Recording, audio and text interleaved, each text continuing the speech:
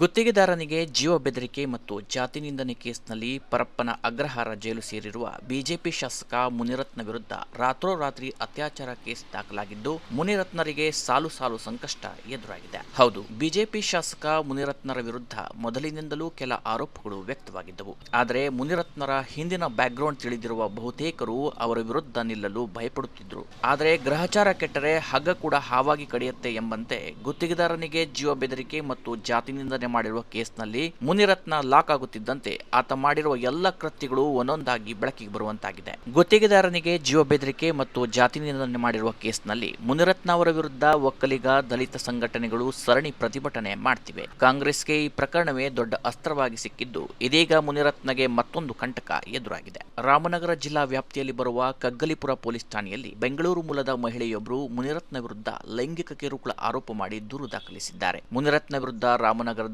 ಕಗ್ಗಲಿಪುರ ಠಾಣೆಯಲ್ಲಿ ಅತ್ಯಾಚಾರ ಪ್ರಕರಣ ದಾಖಲಾಗಿದೆ. ನನ್ನ ಮೇಲೆ ಅತ್ಯಾಚಾರ ಆಗಿದೆ, ಕಗ್ಗಲಿಪುರದ ರೆಸಾರ್ಟ್ ನಲ್ಲಿ ಈ ಕೃತ್ಯ ನಡೆದಿದೆ ಎಂದು ಮಹಿಳೆಯೊಬ್ಬಳು ಆರೋಪಿಸಿ ಮುನಿರತ್ನ ವಿರುದ್ಧ ದೂರು ನೀಡಿದ್ದಾರೆ. ಮುನಿರತ್ನ ಸೇರಿದಂತೆ ಒಟ್ಟು 7 ಜನರ ವಿರುದ್ಧ ಕೇಸ್ ದಾಖಲಾಗಿದೆ. ಅಂತೆಯೇ ಪೊಲೀಸರು ಎಫ್ಐಆರ್ ದಾಖಲಿಸಿಕೊಂಡಿದ್ದು, ಆರ್ಆರ್ ನಗರ ಬಿಜೆಪಿ ಶಾಸಕ ಮುನಿರತ್ನ, ವಿಜಯ್ ಕುಮಾರ್, ಕಿರಣ್, ಲೋಹಿತ್, ಮಂಜುನಾಥ್, ಲೋಕಿ ವಿರುದ್ಧ ಎಫ್ಐಆರ್ ದಾಖಲಿಸಿದ್ದಾರೆ. ಖಾಸಗಿ ರೆಸಾರ್ಟ್ ನಲ್ಲಿ ಅತ್ಯಾಚಾರ ಮಾಡಿ ಅದರ ವಿಡಿಯೋ ಮಾಡಿಕೊಂಡು ಬೆದರಿಕೆ ಹಾಕಿದ್ದಾರೆ ಎಂದು ಡಿವೈಎಸ್ಪಿ ದಿನಕರ್ ಶೆಟ್ಟಿ ಸಮ್ಮುಖದಲ್ಲಿ ಹಾಜರಾಗಿ ಸಂತ್ರಸ್ತೆ 2 ಗಂಟೆಗೂ ಹೆಚ್ಚು ಕಾಲ ವಿವರಣೆ ನೀಡಿದ್ದಾರೆ. ಅಲ್ಲದೆ ಇನ್ನೊಂದು ಸ್ಫೋಟಕ ಮಾಹಿತಿ ಹೊರಹಾಕಿದ ಈ ಮಹಿಳೆ ತನ್ನ ವಿರೋಧಿಗಳ ವಿರುದ್ಧ ಹನಿ ಟ್ರ್ಯಾಪ್ ಮಾಡಿಸುತ್ತಿದ್ದ ಮುನಿರತ್ನ HIV ಸೋಂಕಿತ ಮಹಿಳೆಯರನ್ನು ಕೂಡ ಬಳಸಿಕೊಳ್ಳುತ್ತಿದ್ದ ಎಂಬ ಆಘಾತಕಾರಿ ಸಂಗತಿಯನ್ನು ಕೂಡ ಸಂತ್ರಸ್ತೆ ಬಹಿರಂಗಪಡಿಸಿದ್ದಾಳೆ. ಇಂದು ಸಂತ್ರಸ್ತೆ ಜೊತೆ ಪೊಲೀಸರು ಸ್ಥಳ ಮಹಜರು ನಡೆಸಲಿದ್ದಾರೆ. ಆದರೆ ಜಾತಿ ನಿಂದನೆ ಕೇಸ್ನಲ್ಲಿ ಬಿಜೆಪಿ ಶಾಸಕ ಮುನಿರತ್ನ ಸಲ್ಲಿಸಿರುವ ಜಾಮೀನು ಅರ್ಜಿ ಭವಿಷ್ಯ ಕೋರ್ಟ್ ಸೆಪ್ಟೆಂಬರ್ 19ರಂದು ನಿರ್ಧರಿಸಲಿದೆ. ನಿನ್ನೆ ಮಧ್ಯರಾತ್ರಿ ಮಹಿಳೆ ದಾಖಲಿಸಿರುವ ಅತ್ಯಾಚಾರ ಕೇಸ್ನಲ್ಲಿ